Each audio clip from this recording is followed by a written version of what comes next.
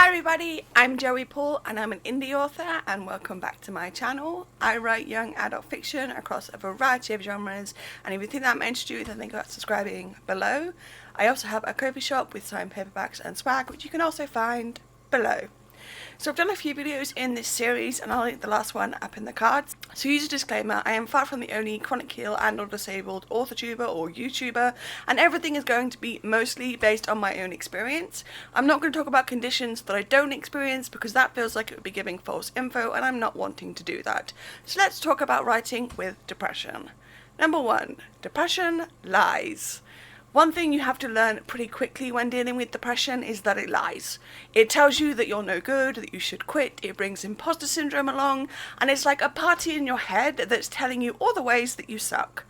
Even as someone who's had depression for most of my life, I can tell you that there are times when I just can't decide if the depression is lying to me or if the truth is staring me in the face and I'm too stubborn to accept it.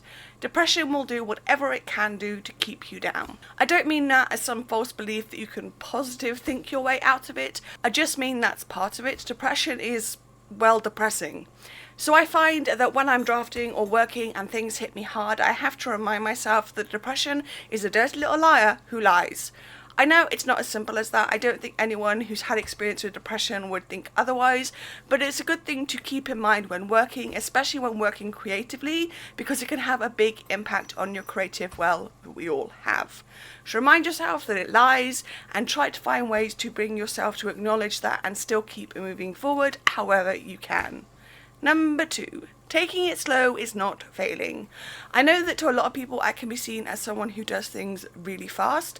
I don't really, but I also do. What I mean by that is I've had 20 odd years of honing my ability and honing the way I know that works for me to get things done. That said, if you need to take it slow, if you never get to the point of being super productive, you have not failed. Everyone works in different ways and your productivity is not tied to your value. Let me say again, your worth is not tied to how many words, books, whatever you put in a set amount of time. Take the time you need, and anyone telling you differently is very wrong and they do not have your best interests at heart. Taking it slow is not a bad thing, it's not always a thing either.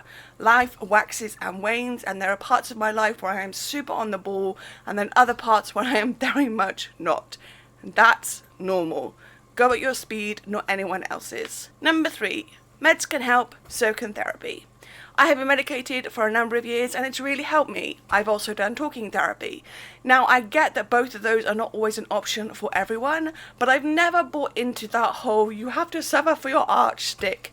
It's crap. People always point to Van Gogh when they say this, like, look at the art that wouldn't exist if he'd been medicated. Here's the thing, the majority of the art they're talking about was literally created because he was medicated.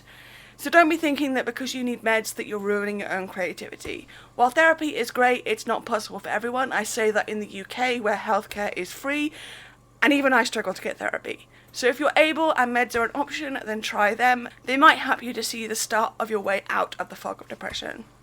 And number 4, you are not bad. Too much of the time, mental illness is painted as a bad thing. That only bad people have mental health issues. This, for the record, is also complete crap.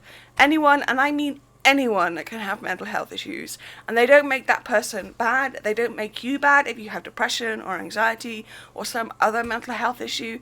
The same applies to physical health problems, but I won't get sidetracked here. You've seen my channel before. You know that I talked about this kind of thing often. So I just want to leave you with this. You are not bad for having depression. You are not a bad writer because you need meds and or therapy. You are not a bad person if you need those either. You just need help, and that's okay. It's okay to need help. Look after you. We need you and we need your stories.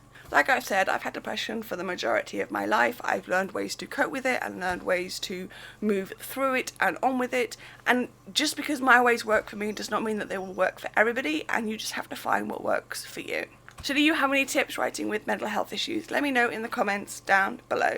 So that's all I've got time for today. If you want to support my channel, you can comment, like or subscribe. I post new videos on Thursdays. You can find me all over social media and my books are available everywhere. You can also support me with my coffee shop, and you can also sign up for my newsletter. And don't forget to pick up Translucent, which is the second in Young Adult Dystopian Quartet. And also don't forget to grab a ticket for Wonderland in Nottingham in July, where I'll be signing books. All the links for which are listed below. Thanks for watching, and remember to keep writing. Bye.